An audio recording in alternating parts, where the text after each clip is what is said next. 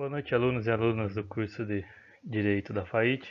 Nós estamos hoje dando continuidade na nossa disciplina de Direito Ambiental, onde hoje a gente vai tratar sobre nexo de causalidade naquilo que diz respeito à responsabilidade civil por danos ao meio ambiente. Nas aulas anteriores nós vimos sobre a reparação in natura, a busca de se reparar o meio ambiente para que se volte ao status quo ante, para se, ao invés de se aplicar uma indenização em dinheiro ao poluidor. Verificamos aí essas dificuldades, analisar o poluidor, aquilo que diz respeito à pertinência, à aplicação para as questões que envolve, para se definir o responsável pelos esses danos gerados ao meio ambiente. E hoje a gente vai tratar um pouquinho desse nexo de causalidade naquilo que diz respeito à aplicação da responsabilidade civil por dano ao meio ambiente, se analisando o elo de ligação existente entre o poluidor e o dano gerado ao meio ambiente. Então, alunos, aquilo no que diz respeito ao nexo de causalidade, tem alguns tópicos que nós temos que se analisar aí para identificar a responsabilidade daqueles que praticam um dano ambiental, ou para se identificar o poluidor, para saber o que é aplicar essa responsabilidade em relação a ele. Então temos que ter o que? A existência de um sujeito, aquilo que nós vimos na aula passada, pode ser uma pessoa física ou jurídica. Então, essa pessoa jurídica ela pode ser direito público ou direito privado, que venha praticar o que? Um ato considerado que essa causa. O que seria essa causa? Essa causa é aquilo que vai gerar o prejuízo ao meio ambiente. É a atividade em si que vai gerar esse prejuízo ao meio ambiente. Tem que haver o que? Um vínculo entre esse ato que foi imputado, ou fato imputado ao sujeito, com um prejuízo gerado ao meio ambiente, tá? Então esse vínculo entre o ato ou o fato imputado ao sujeito e o dano causado é o tema da nossa aula, é aquilo que nós iremos analisar aí para se identificar esse nexo, tá? Esse vínculo que há entre o dano, que seria o efeito do ato praticado, com a existência do sujeito, seja ele responsável ou não pela prática dos atos gerados, considerados o que? Lesivos ao meio ambiente, aqueles que alteram a questão do equilíbrio ecológico do meio ambiente. Em continuidade a isso, temos o que? Duas questões que nós temos que analisar para demonstrar essa relação de causalidade, tá? Os doutrinadores, a doutrina, têm enfrentado alguns problemas, algumas citações, alguns questionamentos para se identificar do ponto de vista doutrinário a relação de causalidade existente entre o dano e o poluidor. Esses aspectos que são analisados são divididos em dois prismas, um abstrato e o outro em concreto, e nós iremos abordar aí com vocês essa questão dessa problemática referente à verificação do nexo de causalidade em abstrata e também em concreto. Naquilo que diz respeito ao que? Em abstrato, se existe ou não o liame ou o nexo de causalidade entre a atividade da pessoa e o dano ambiental. Tendo em vista o que? A existência de concausas, causas sucessivas e causas concomitantes.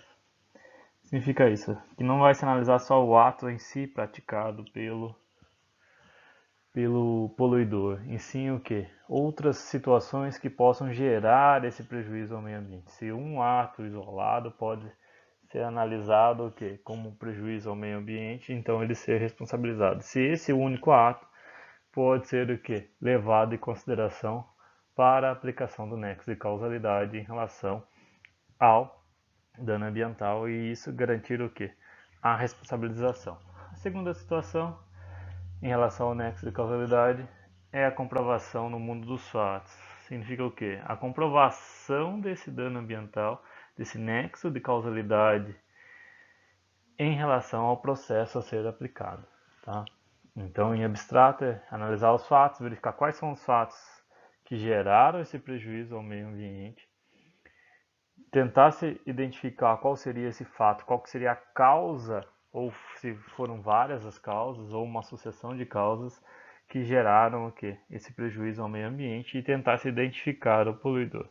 A outra situação é a forma concreta, como se provar no processo, como se trazer esses fatos, como demonstrar os fatos realizados o quê? Pelo poluidor que geraram esse prejuízo ao meio ambiente e provar no processo que ele é o responsável pela poluição. Então, continuando nossa matéria aqui, em relação a essa verificação em abstrato do nexo de causalidade, a doutrina se ocupou de desenvolver 3 teorias sobre a aplicação para se analisar essa verificação de forma abstrata do nexo de causalidade, tratando da teoria da equivalência de condições, a teoria da causalidade adequada e a teoria do dano direto e imediato, ou aquele que trata a teoria da causalidade jurídica. A teoria da equivalência de condições, ela vai dizer o quê? Ela vai se analisar os fatos praticados do ponto de vista da vítima. Então, tudo aquilo que foi o quê? O prejuízo, ao que decorreu para a ocorrência do prejuízo gerado ou do dano sofrido pela vítima. Então, num eventual caso em que houvesse um derramamento de óleo em um determinado litoral, vamos dizer assim, o que ocorreu lá no litoral do Nordeste, além de se buscar a penalização, a responsabilidade daqueles que estavam transportando o óleo, que até aí não se foi descoberto ainda, além daquele que estava transportando o óleo, ia tentar o que? Nessa teoria, também é responsável aquele que fabricou o óleo, tá? Não o fato de ter, se ele tomou todas as medidas de cuidado para contratar um transporte, que lhe deu todos os certificados de garantia, que nenhum acontecimento, nenhum aborrecimento iria ter, não iria o que? Se eximir da responsabilização pelo prejuízo gerado ao meio ambiente, por mais que não tenha concorrido para o fato. O fato dele ter fabricado o óleo ou ter explorado, feito alguma situação, ele vai ser responsabilizado. Em algumas áreas do direito, a gente vê algumas situações referentes a isso, é o que se tenta fazer, ou se algumas questões envolveram referente à arma de fogo, em que vítimas de arma de fogo tentaram buscar ser indenizadas pelos prejuízos gerados, buscando essa indenização perante os fabricantes de arma, né? Então se tem toda essa situação, essa teoria, alguns doutrinadores entendem que se aplicaria ao meio ambiente. Ela é uma teoria do direito penal, como está colocado aí para vocês, mas também alguns juízes têm adotado esse tipo de teoria nos seus julgados. A teoria mais sensata, que tem sido mais utilizada, é a teoria da causalidade adequada, tá? Que ela vai analisar o antecedente de causas. Então ela vai pegar aquela que é mais adequada, que veio a produzir o dano. Então ele vai se analisar aqui, vai pegar todo o desencadeamento de fatos e quem foi o responsável por esse dano gerado ao meio ambiente. No mesmo exemplo do óleo que eu dei para vocês, derramamento no litoral, nesse caso a fabricante de óleo não teve nenhuma conduta que fosse considerada adequada para produzir o dano, e sim a empresa que foi responsável pelo transporte desse óleo que gerou o derramamento e como consequência o prejuízo ao meio ambiente, que vai ser responsabilizado, não o fabricante, tá? Por isso que ela dá causalidade mais adequada. Vai se analisar toda a cadeia de fatos, mas vai pegar se identificar aquela que foi mais suficiente para a produção do dano ao meio ambiente. Essa teoria, a terceira teoria, que é a teoria do dano direto e imediato, aquela que trata da causalidade jurídica, ela vem tratar que se analisaria todos os elementos fatos que aconteceram danosos ao meio ambiente, mas todos que todos que sejam considerados fato ilícito, tá? Aquilo que é considerado juridicamente como ilícito, tá? Nessa situação não se analisou outras situações de decorrência naturais, tá? Então ele até está tratando aí que fala assim no complexo de elementos naturais e voluntários, sem os quais um acontecimento danoso não se teria verificado. a um fato ilícito. Este é, juridicamente, causa do mesmo evento e todos os outros elementos responsáveis não são senão simples condições, tá? Então, se analisaria como condições para a prática do dano ambiental somente aquilo que é juridicamente relevante ou dano direto e imediato ao meio ambiente. Então, tudo aquele fato ilícito que é ser verificado é considerado dano ao meio ambiente e ele vai ser responsabilizado. Mas aí questões naturais não são abordadas por essa teoria, então alguns doutrinadores não aconselham a se utilizar essa teoria aí para a verificação em abstrato do nexo de causalidade. Mas temos aí três teorias. A que mais, digamos assim, parece sensata é a segunda, que trata da causalidade adequada. Bom, na outra vertente em relação à verificação do nexo de causalidade, nós temos essa verificação em concreto, que é a questão de trazer para o processo a questão daquilo que diz respeito ao quê? Pôr no mundo dos fatos o nexo de causalidade gerado entre o ato praticado pelo poluidor e o prejuízo ou efeito gerado, que é o dano ambiental ao meio ambiente. Então essa verificação em concreto ela é pautada em dois pilares. O primeiro deles é aquilo que diz respeito ao princípio da precaução, que vocês já estudaram nas nossas aulas sobre princípios ambientais. Em que o princípio da precaução é aquele que trata o quê? Quando se tem uma incerteza científica. E tendo, em virtude dessa incerteza científica, havia o quê? A questão da aplicação que o empreendedor ele tem que fazer prova do quê? Que a sua atividade, a sua conduta, o seu empreendimento não vai trazer nenhum prejuízo ao meio ambiente, tá?